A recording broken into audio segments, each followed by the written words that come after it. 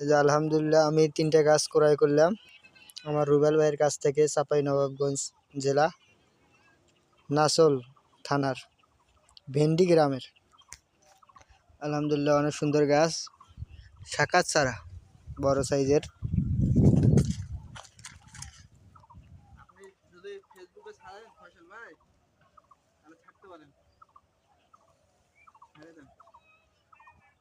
যে এই 3টে চারা আমি ক্রয় করলাম, আলহামদুলিল্লাহ আমার নিজের পছন্দ হয়েছে এই জন্য।